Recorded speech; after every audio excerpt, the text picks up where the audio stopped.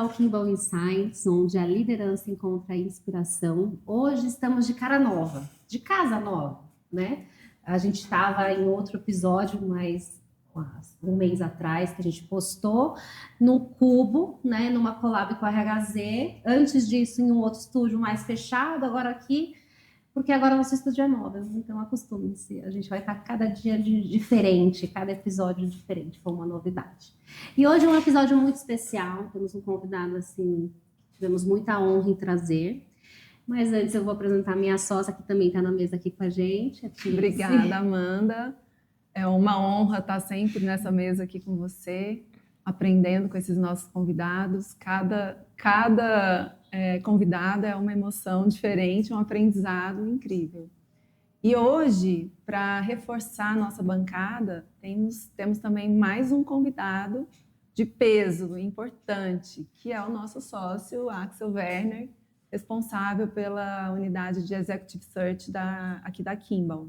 Demorou para voltar, né, Axel? Isso. Sim. Demorou só, né? Isso. Apareceu faz um tempo. Mas eu volto. É um prazer estar aqui com vocês. E hoje eu tenho o privilégio de apresentar aqui o Paulo Alvarenga, né? O CEO da ThyssenKrupp Latinoamérica. É diretor e foi presidente da Câmara Brasil-Alemanha aqui em São Paulo. Trabalho muito elogioso. E é conselheiro da ABIV, que é a Associação Brasileira da Indústria do Hidrogênio Verde. Paulo representa, assim, um líder empresário, integrando a transformação, né, energética e da sociedade, e ainda a transformação humana, né, dentro das empresas e da atividade que ele exerce. Paulo, bem-vindo ao nosso podcast. Eu que agradeço, obrigado pelo convite, Axel, Tiziana, Amanda, um prazer estar com vocês aqui. Perfeito. Paulo, para a gente começar, a gente quer te conhecer um pouquinho e também saber como você chegou até aqui, né? Como presidente de uma empresa com uma grande relevância, né? E conta um pouquinho da sua história, como que você sentou nessa cadeira. Amanda, eu trabalhei basicamente em duas empresas. Eu tive muitos empregos, mas em duas empresas apenas. Eu trabalhei 20 anos na Siemens. Foi a empresa que eu entrei logo como estagiário e desde que me formei, construí uma carreira lá, tive 3 anos morando na Alemanha. Em 2012, eu me mudei para a ThyssenKrupp. Ela tinha um projeto muito interessante. Já mudei na posição como vice-presidente corporativo aqui para a América do Sul. E em 2017, uma mudança de retorno do nosso CEO para a Alemanha, eu acabei assumindo, então, como CEO para a América do Sul. Então, estou desde 2017 nessa função agora. Você ganhou como engenheiro do ano de 2024. Você é engenheiro de formação. Agora, por que o setor de energia? Olha, eu acho que eu fui até surpreendido ano passado com essa indicação como engenheiro do ano, mas eu acho que está muito ligado com a minha trajetória mais recente com o tema da descarbonização. Eu acho que isso começou em 2020, durante a pandemia. Logo no começo da pandemia, começaram a se discutir medidas contracíclicas para poder não deixar a economia parar. E o governo alemão, na época, oficializou um plano estratégico para o hidrogênio. E esse plano estratégico nacional para o hidrogênio, ele rapidamente começou a ser estruturado e incluía o Brasil dentro dessa estratégia. Eu me interessei muito pelo tema, porque tem uma sobreposição com os interesses e com a atuação da ThyssenKrupp, e aí acabou tendo um contato grande, a minha atuação na Câmara, através da GIZ, que é vamos dizer assim, a entidade dentro do governo alemão que cuida das parcerias internacionais. Eles queriam desenvolver um plano para o Brasil, um plano chamado H2 Brasil.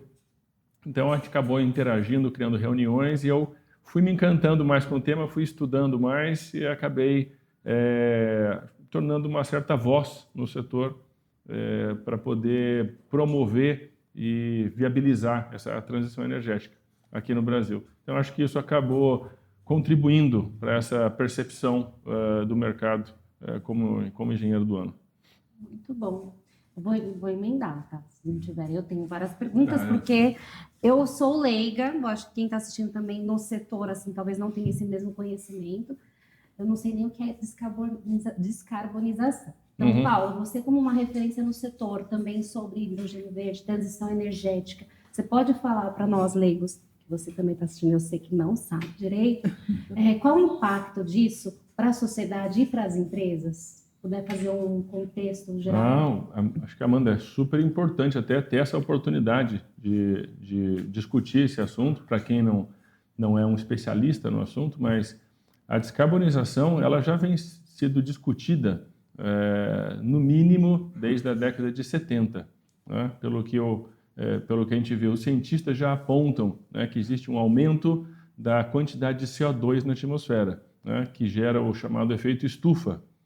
Isso durante muito tempo, desde que eu era criança, eu sou de 73, e eu lembro que eu era criança, havia a discussão, o efeito estufa, mas é verdade, não é verdade, a Terra passa por ciclos, né? Camada de ozônio, e eu acho que assim, nesses 50 anos que se passaram, hoje não existe mais dúvida, do ponto de vista científico, do impacto da atividade econômica do homem na Terra, que isso está diretamente relacionado com o aumento da quantidade de CO2 na atmosfera que está causando o efeito estufa. Então, basicamente, o que aconteceu? A humanidade ela foi se desenvolvendo muito sempre baseada em dois elementos, comida e energia. Inclusive, tem um livro muito bacana, que eu gosto, que conta a história da humanidade e assim, ele sempre fala assim, alimento e energia foram dois elementos que basearam o desenvolvimento da humanidade. Quando chega na Revolução Industrial, século XVIII, o homem descobre uma fonte de energia nova, né, e percebe que dá para você criar, que é o uso do carvão, para isso cria a Revolução Industrial. E aí, a economia vamos dizer assim, o cenário que nos leva ao cenário hoje, global, ele começa a se desenhar. A aceleração das mudanças começa ali. A partir daquele momento, o homem cria a máquina trabalha, ganha produtividade, isso gera riqueza, a riqueza gera mais investimento, então começa o ciclo do desenvolvimento industrial. E para você ter indústria, você precisa ter energia. Então, onde que a indústria se desenvolveu? Começo na Inglaterra e logo depois no norte da Alemanha, ali região do Vale do Ruhr, que é uma região muito rica em carvão. Então, por que a indústria começou ali? Porque tinha carvão ali. E o carvão é que geraria a energia para aquelas máquinas funcionarem e a indústria se desenvolver. De lá para cá, o homem foi crescendo, a humanidade foi crescendo a economia e foi consumindo mais energia. Então, de lá para cá, o homem se baseou muito no desenvolvimento da nossa comunidade hoje em cima dos combustíveis que a gente chama de combustíveis fósseis, que é o carvão. Depois, em 1859, o começo do petróleo nos Estados Unidos. O petróleo ganha uma dimensão cada vez maior, depois Primeira Guerra, Segunda Guerra, o pós-guerra, então o consumo de petróleo dispara, a gente tem a primeira crise do petróleo depois na década de 70, e aí vai por outras fontes, a gente descobre o gás natural, mas então hoje 80% de toda a energia que a gente consome no mundo está baseada em combustíveis fósseis, que é o carvão, o petróleo e o gás natural. Tudo isso emite CO2. Tudo isso, como esse combustível ele é baseado de origem fóssil, como a gente fala, o combustível de origem fóssil eles são hidrocarbonetos, que é uma junção de carbono com hidrogênio. E quando você quebra essa cadeia, ela libera energia. E quando você faz essa queima, a queima ela sempre tem a reação com o oxigênio. Então o carbono reage com o oxigênio e gera CO2. E o aumento de CO2 na atmosfera vai criando o aquecimento da atmosfera. Então, a gente está caminhando hoje para um aumento na temperatura média da Terra. E isso está gerando mudanças climáticas que elas podem ser irreversíveis, né? Então, você vai tendo, por exemplo, o descongelamento da calota polar. Você vai tendo mudanças no comportamento dos oceanos. Então, e o que isso significa na prática? Significa na prática que o clima está, a gente fala de maneira informal, né? O clima está ficando louco. O clima não está previsível, né? Então, você tem o número de acontecimentos, vamos dizer assim, de acontecimentos climáticos que causam algum tipo de desastre, né? Ele está crescendo de forma exponencial. Né? Isso aí é estatístico, não é uma constatação de que isso está ocorrendo. E qual é o grande impacto agora econômico e para as empresas por trás disso? É que isso muda a geografia e isso muda a economia global. Então, regiões, o que pode acontecer com o Brasil, para dar um exemplo, né? O Brasil hoje tem uma grande área que é cultivável. O Brasil é um grande provedor de alimento para o mundo. O Brasil pode ter áreas que vão ser inundadas no futuro, que vão ficar muito quentes ou muito frias e que não vão ser mais agriculturáveis. Você pode ter o Canadá ou a Groenlândia, que hoje são cobertas de gelo, e daqui a algumas décadas esse gelo pode derreter e podem se tornar grandes áreas agriculturáveis. Você vai ter outras regiões onde não vai ser mais possível a gente habitar. Você tem regiões hoje que já são quentes, na África, Oriente Médio, 40, 50 graus, pode ser que daqui a algumas décadas você tenha 50, 60 graus, já não vai ser mais apto para habitação. E isso vai causar, então, uma mudança muito grande e isso afeta mais as nações que são menos abastadas, menos ricas. Então, isso vai piorar a situação que a gente tem hoje de desbalanço social, né? O gap social que está se abrindo, de distância social entre os mais desenvolvidos e os menos desenvolvidos. Então, nós precisamos, quando a gente fala em descarbonização, a gente está falando de um processo de substituir os combustíveis fósseis, a energia que vem de origem fóssil que a gente tem hoje, por outras fontes de energia que não emitam CO2 e que, com isso, possam estabilizar a temperatura na Terra. E com isso evitar essa destruição do planeta que a gente vive. Nossa, E falando... E aí... Nossa, pode falar, Letícia, que eu também estou cheia de dúvida agora. Eu tenho uma pergunta. Nossa, deu muita curiosidade agora, deu várias dúvidas. Paulo, assim, essa transformação, né, que a gente chama uma transformação energética, né, ela traz naturalmente grandes impactos às empresas, né? E do ponto de vista de liderança, né, qual o mindset que você precisa, né, para se adaptar, ajustar e, principalmente, incentivar essa transformação? Axel, eu acho que uma coisa que eu trago para a minha realidade é que, assim, quando a gente entende esse problema e entende que isso vai influenciar o mundo que a gente vive e talvez não na minha vida ainda, mas com certeza na vida do meu filho e dos meus descendentes, dos meus netos no futuro, eu acho que isso dá a possibilidade para a gente de transformar um problema numa oportunidade, que eu chamo que é a causa. Né?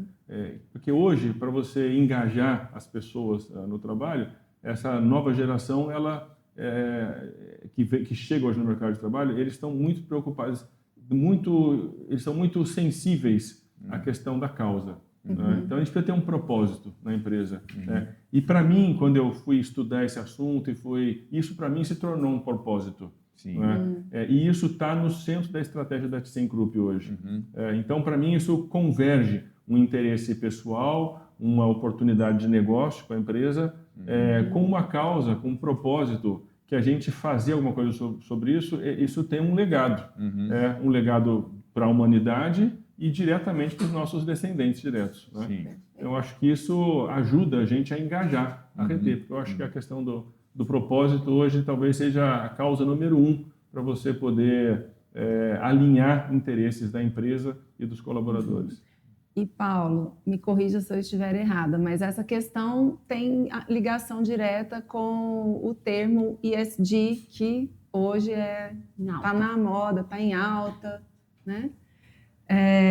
E aí, qual é o papel da liderança para que essa pauta, né, ESG, transição energética, toda essa questão seja uma questão estratégica de fato para as empresas e seja mais do que um simples relatório que precisa ser mostrado, exatamente, um relatório que você precisa ter, e aí isso... Ou para mas usar para o sem marketing da ação, empresa, né? Que às ou para vezes tem servir de essa, né? marketing.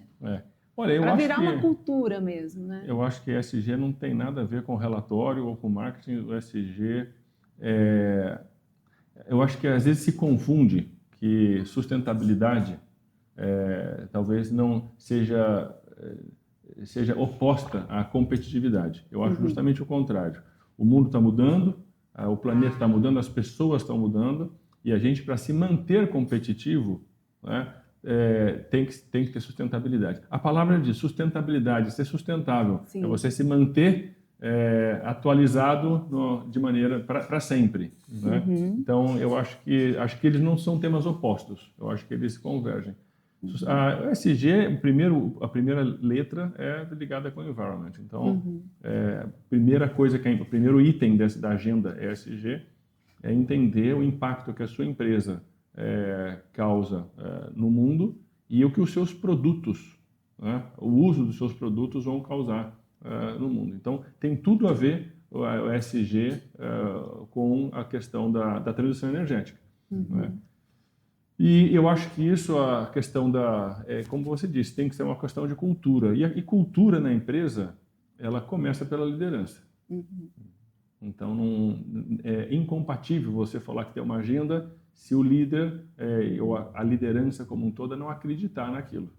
Então, quando a gente fala de mindset, eu acho que a liderança e o líder principal da empresa, né, ele tem que acreditar nisso, senão você não tem legitimidade. A agenda não tem legitimidade.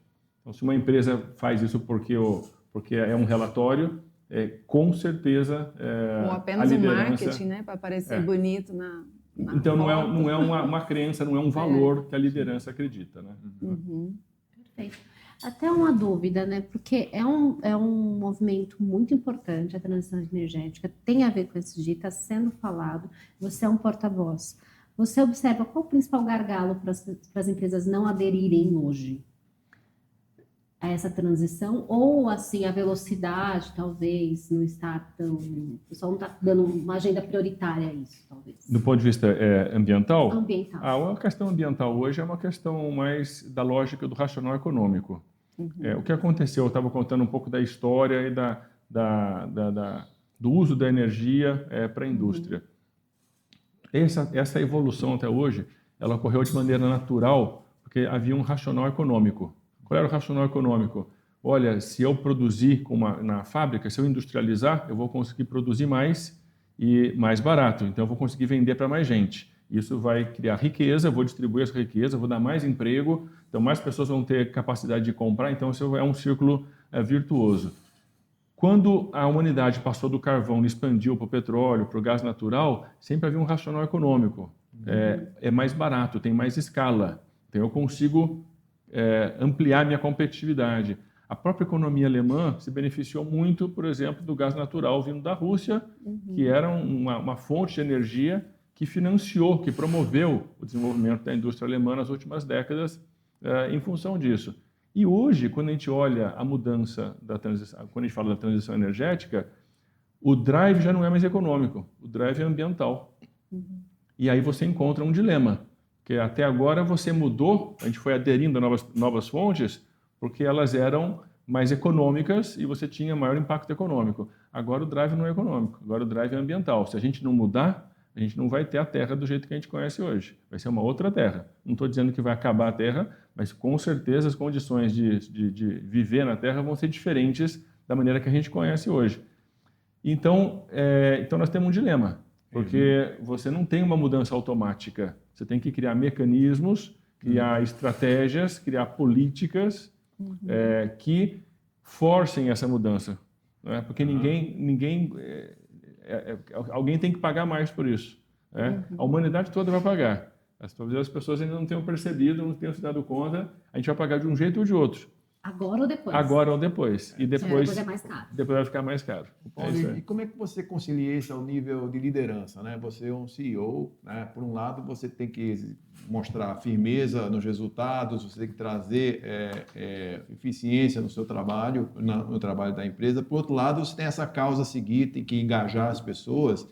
E você mesmo falou aqui que aí existe uma um certo dilema, né? Como é que você equilibra isso no seu dia a dia e como é que você transmite isso para seus liderados, vamos dizer assim? Axel, eu acho que uma palavra que permeia muito a nossa organização é a palavra do respeito. Sim. Então, eu acho que a questão da dureza e você ter que buscar resultados melhores, reduzir custos, competitividade, essa é uma agenda que eu chamo de a base da gestão. Não é? E em cima disso você tem a questão, tem várias questões, entre elas a gestão das pessoas e eu acho que assim o respeito e a comunicação são dois elementos prioritários para isso. O respeito, porque o respeito, às vezes a gente toma uma decisão, a gente precisa tomar uma decisão em função de uma questão competitiva, né? Mas eu não acho que isso contradiz a sua visão estratégica ou as suas crenças de longo prazo, os seus valores, princípios. Eu acho que a base nessas situações é você ter uma clareza sobre os objetivos estratégicos da empresa, em função dessa visão, você ser capaz de explicar o racional por trás disso para a organização. Né? As pessoas, elas entendem, elas precisam ter racional. Né? Que quando você se atém aos objetivos estratégicos, à visão da empresa, ninguém discute, né? Porque isso é compartilhado, é uma visão comum. O sucesso da empresa é um pré-requisito para o sucesso das pessoas. Né? Então, você tem que ser aderente à sua visão estratégica. Quando você é aderente à visão estratégica, sabe tratar isso com respeito, sabe comunicar bem, eu acho que, então, isso, por mais que às vezes você tenha que tomar decisões relacionadas com competitividade, com curto prazo, isso pode ser bem aceito. Então, nesse contexto, você não vê assim esse dilema ser compreendido como uma contradição, né? Eu acho o contrário. Eu não acho que é contradição, eu acho que é o contrário. Sim. Mas, assim, a pré-condição para isso é uma visão de longo prazo e uma capacidade de comunicar e de dialogar com a sua empresa, né? E isso não é uma tarefa exclusiva do CEO. Né? É uma tarefa do time de liderança inteiro. Naturalmente, o CEO tem um papel importante, porque ele é a liderança mais relevante dentro da empresa, mas ele tem uma equipe de liderança que vai ter que desdobrar isso. Então, esse alinhamento é muito importante. E alinhamento, esse é o papel da estratégia. Né? Quando você tem uma estratégia clara, que você é capaz de comunicar uma estratégia clara, e você consegue mobilizar a liderança para implantar a estratégia, então tudo segue naturalmente. Perfeito. Eu acho que você tem que ter esse objetivo, essa estratégia clara, mas você deixa livre a trilha ser traçada, né, de acordo com o nível de transformação que você precisa, né? Porque o que a gente está falando aqui, a estratégia, no passado você via uma linha reta, né?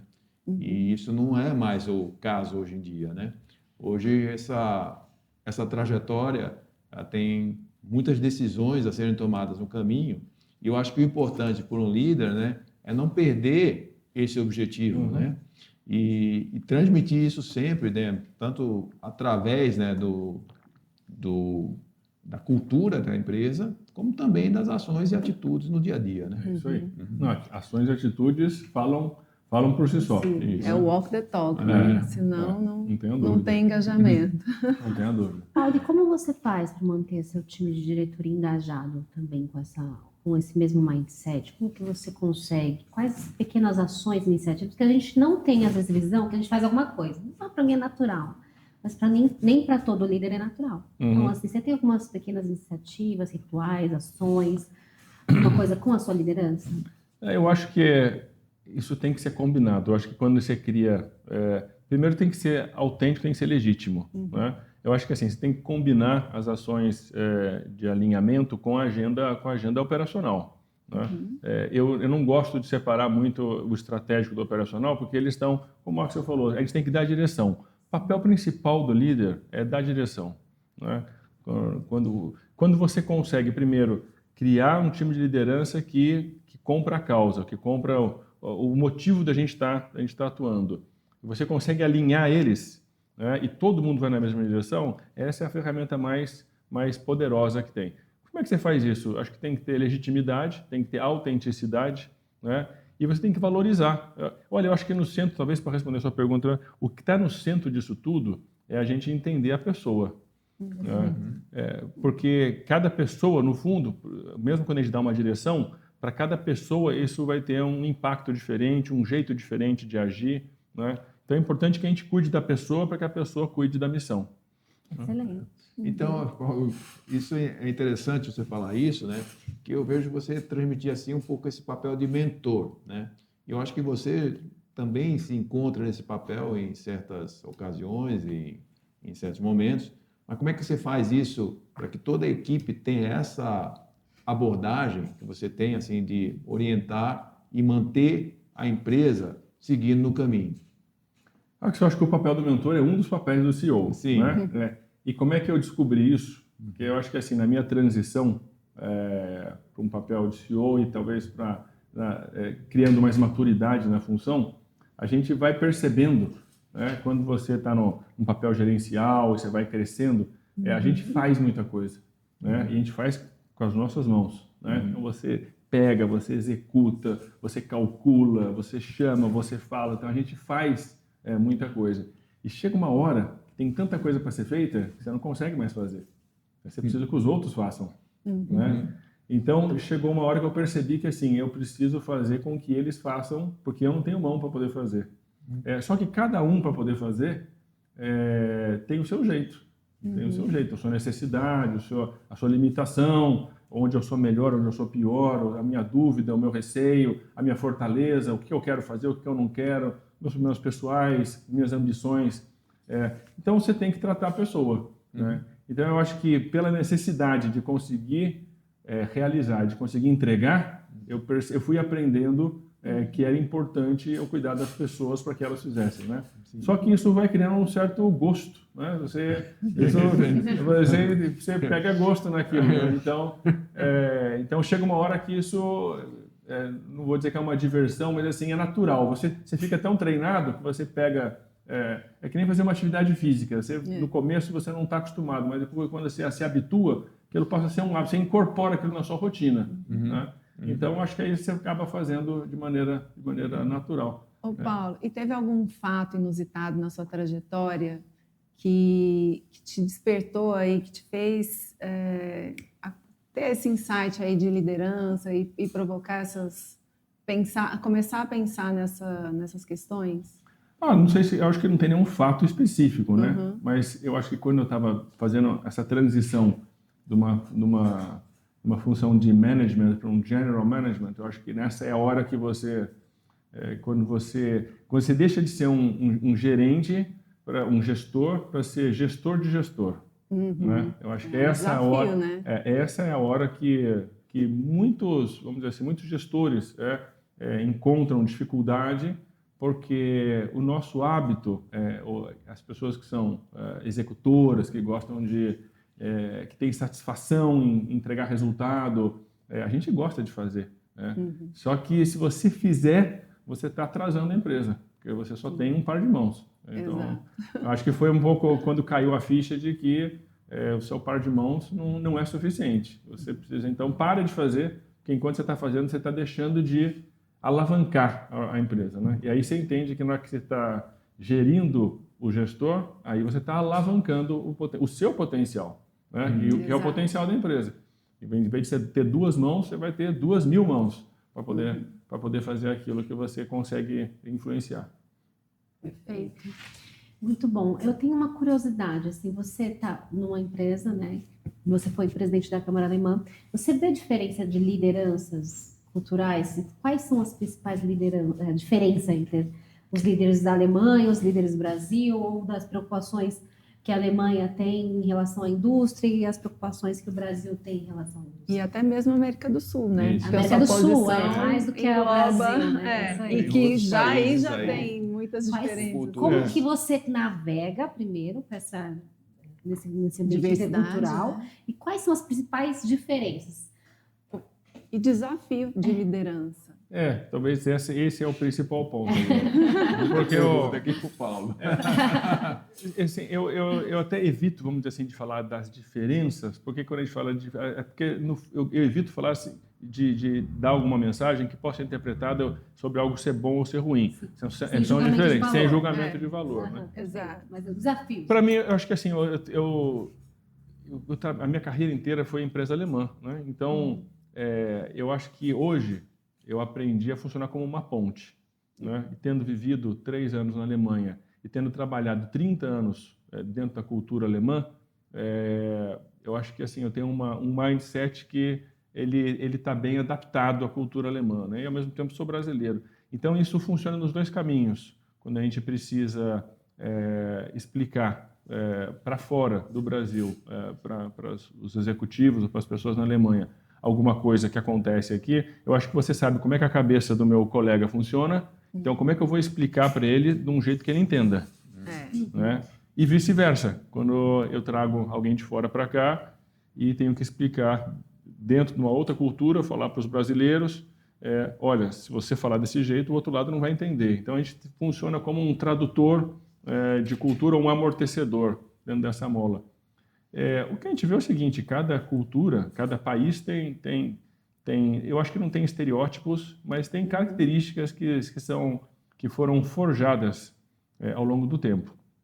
Acho que a cultura dos países ela está muito forjada pela história dos países. Né? Então, você vê dentro da Alemanha, ela tem uma cultura mais de muito planejamento, de muita estrutura, de disciplina. Para mim, tudo isso foi forjado depois do período pós-guerra. O país precisava se reconstruir. Então, nós precisamos trabalhar, nós precisamos reconstruir tudo, precisamos planejar, precisamos ter disciplina, porque se cada um não fizer o seu pedaço, o país não vai reconstruir.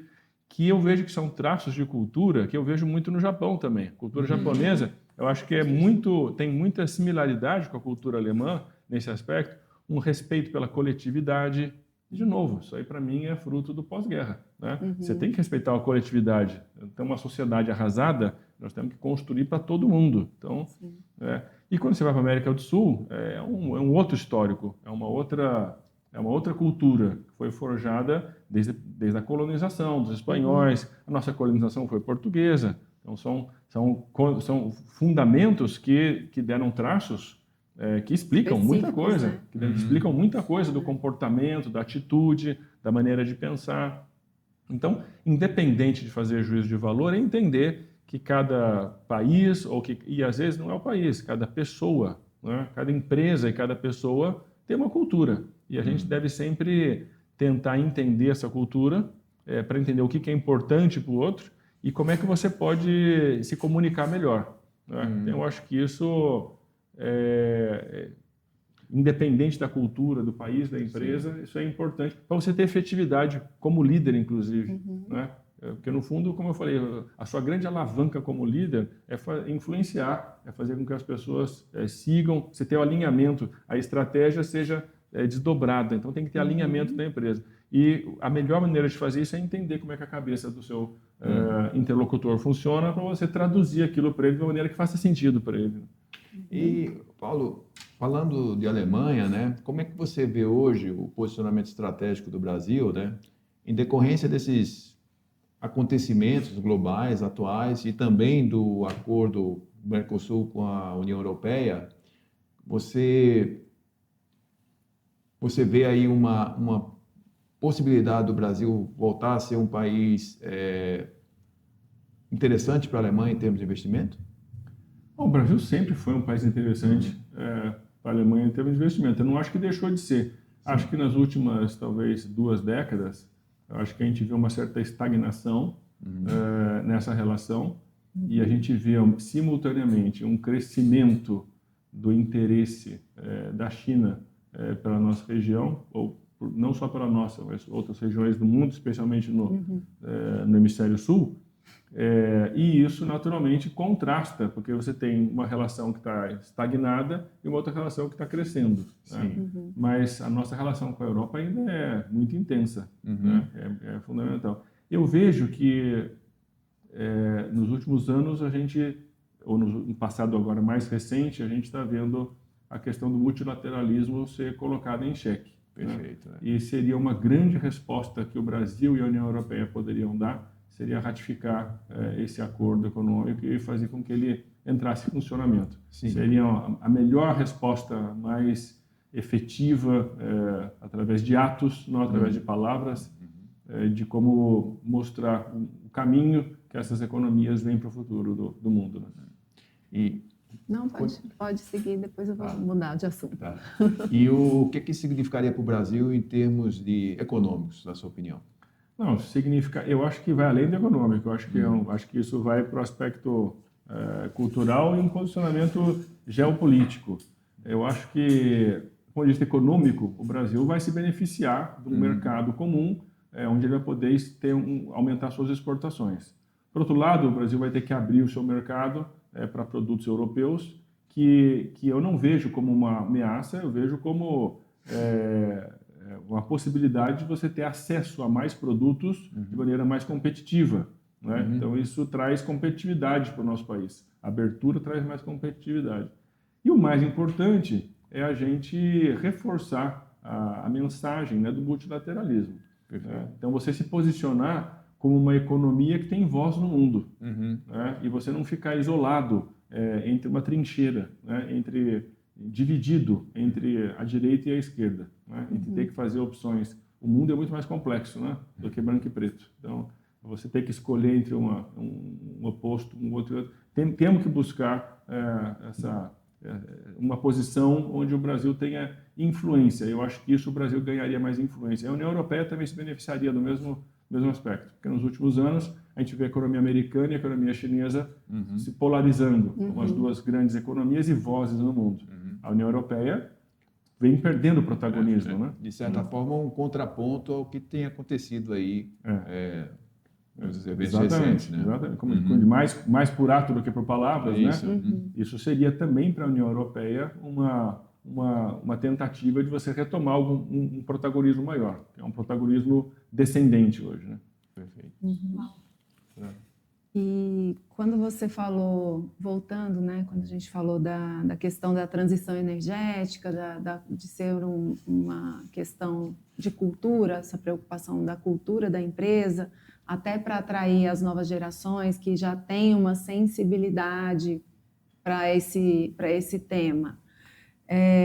Como que você vê aí o impacto de tratar desses temas que hoje também está na moda, né? Tá sendo muito falado, não na moda, mas está sendo muito debatido essa questão da saúde mental, que essa geração também traz e que acredito que o pós-pandemia afetou não só essas novas gerações, mas a todas as nossas, né? Como trazer esse tema numa indústria, num segmento que é mais racional, uma cultura, até fazendo esse parâmetro aí com a cultura alemã, que tem esse pragmatismo. Como é que você vê aí, enquanto CEO, qual é o papel? Da liderança, inclusive, nisso. É total, né? Eu acho que é um desafio.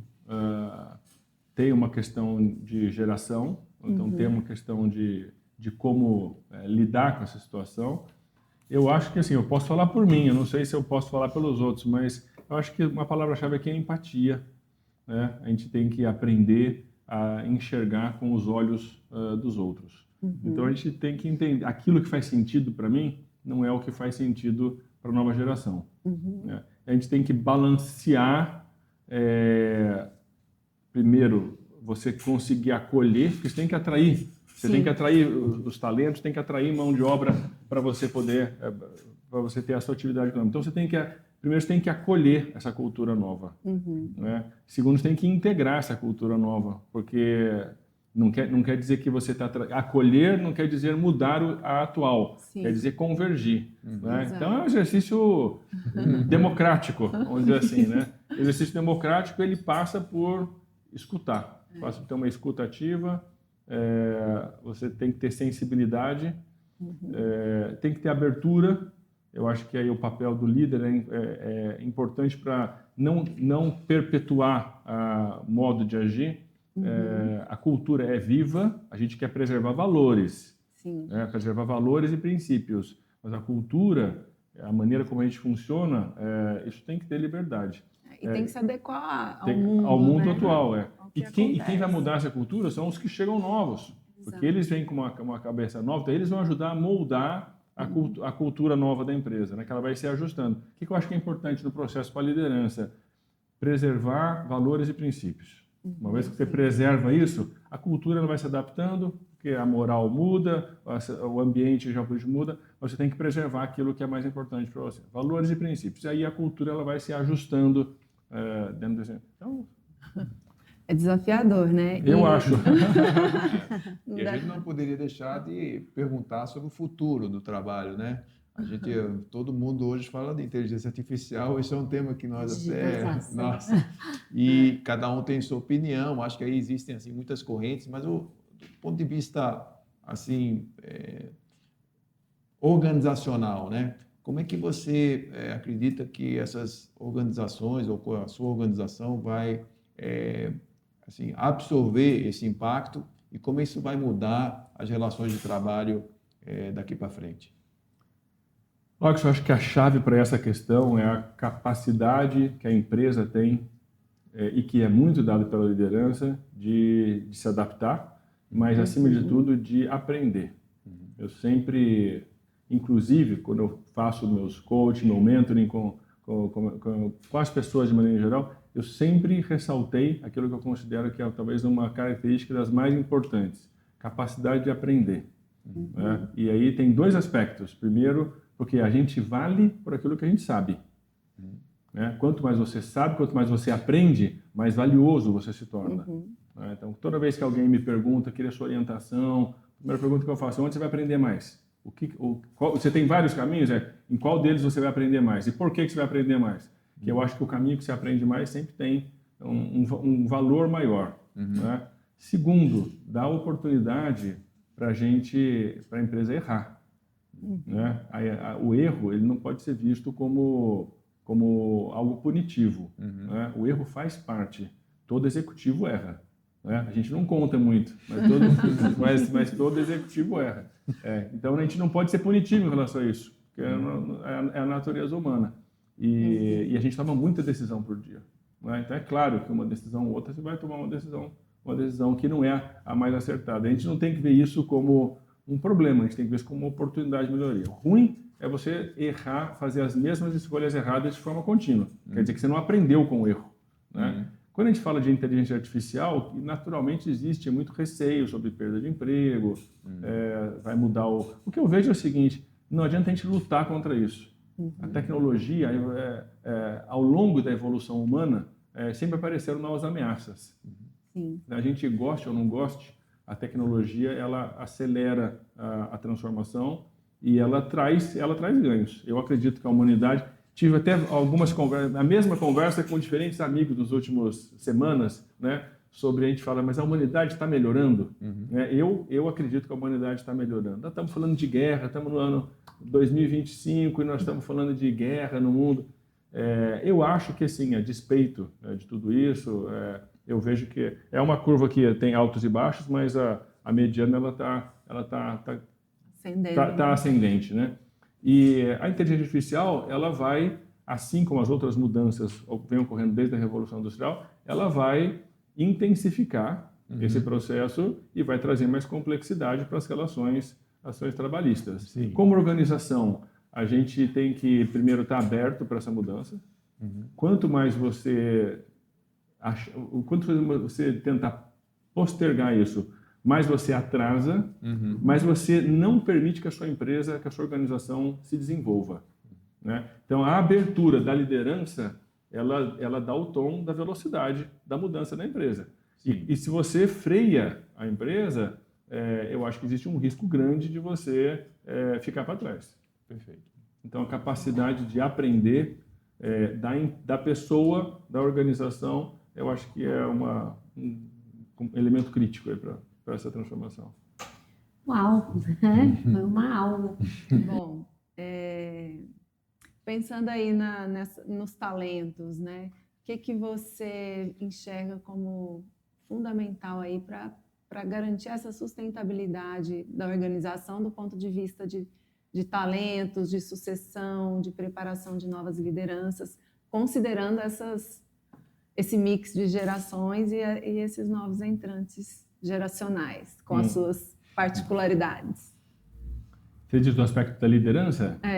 Acho que a liderança tem que ser jovem, jovem no aspecto mental, né? No aspecto de ser aberto para aprendizado. Eu acho que hoje a gente tem que ter, o mundo está ficando cada vez mais complexo, eu acho que a gente tem que manter sempre a visão sistêmica, a visão aberta, entender relações e impactos, né? Como é que uma ação vai ter desdobramento em vários sentidos. Acho que a gente tem que trabalhar muito a questão da resiliência. Acho que a geração nova vem, às vezes, com uma expectativa diferente e menos forjada para as frustrações.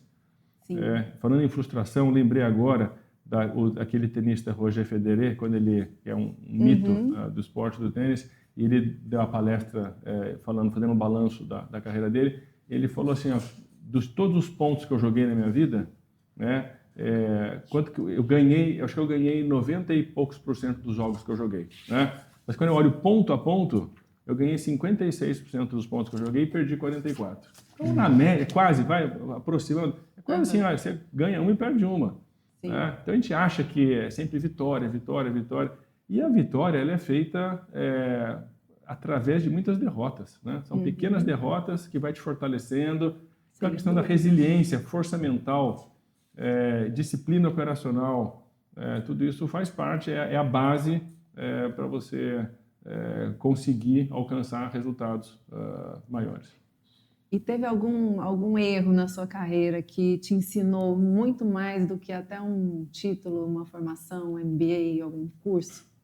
Não precisa falar o quê, mas assim, qual é a lição? Eu acho que a gente comentou mais cedo, eu acho que a lição é a gente, talvez, achar...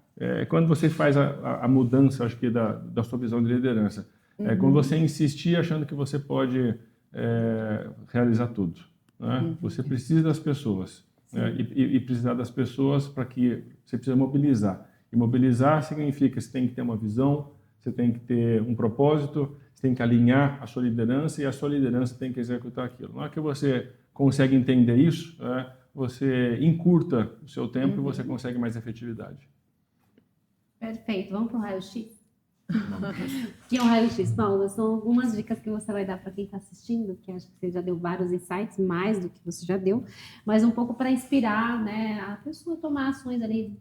Quero agir dessa forma para ser um líder melhor. Você pode indicar um livro para quem está assistindo, ou até 2, se quiser? Olha, 2 livros que, inclusive, você vai encontrar muita coisa do que eu falei aqui, também tem muita relação com os livros. É o livro do Harari, que conta um pouco da história da humanidade. Acho que chama A História da Humanidade. E tem um outro livro que eu gosto muito, do Yergin, chama-se A Busca. A Busca, ele conta a busca da humanidade pela energia. Então, ele conta um pouco da história da energia. Então, são 2 livros que eu gosto, recomendo, e tem muito a ver com aquilo que a gente conversou aqui hoje também. Legal. Ótimo. E um hábito que você não abre mão? Um hábito que eu não abro mão? Tenho vários. Tem muitos. Mas é aquele, assim, esse aqui... Pode falar mais de um se quiser. Vamos dizer, hábitos que eu não abro mão. Eu acho que assim, eu gosto muito de fazer refeições em família. Eu acho que é um momento importante do dia para a gente se reconectar. Eu gosto muito de jogar futebol no sábado. Que legal. Com meu filho. Faço esporte quase todos os dias. É outro hábito que eu não gosto de abrir mão. E gosto de passar tempo com a minha família. Gosto de tocar violão. Olha só que legal. Eu, como um CEO, também tenho um hobby. Um CEO de uma empresa dessa também tem um hobby. E uma palavra que define o novo líder, na sua visão? Uma palavra que define o novo líder.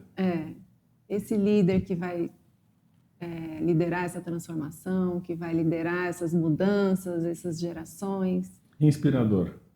Muito bom, muito Perfeito. bom. E aí, vamos trazer para as novas gerações um emoji que representa a sua visão da indústria hoje. Nossa, gente, eu não sou bom nisso, não. Um emoji que represente A visão da indústria hoje. A gente está falando de SD, todas as... Eu gosto daquele emoji que faz assim um bracinho forte. braço. Assim, a indústria é forte e a indústria tem que continuar sendo um dos motores de Muito desenvolvimento. Perfeito, é isso. Excelente. Muito obrigada, viu, Paulo? Muito Prazer. obrigada. Paulo, obrigado por estar aqui com a gente hoje. Foi uma satisfação, um prazer, enorme aula, né? É. Para todos nós aqui. Muito bom. Muito obrigado pela oportunidade. Obrigada, Paulo. Muito Fiquei obrigada. muito feliz. E vocês não deixam de seguir aqui no canal, comentar, compartilhar, porque esse episódio está imperdível. Até mais. Até o próximo episódio. Muito bom.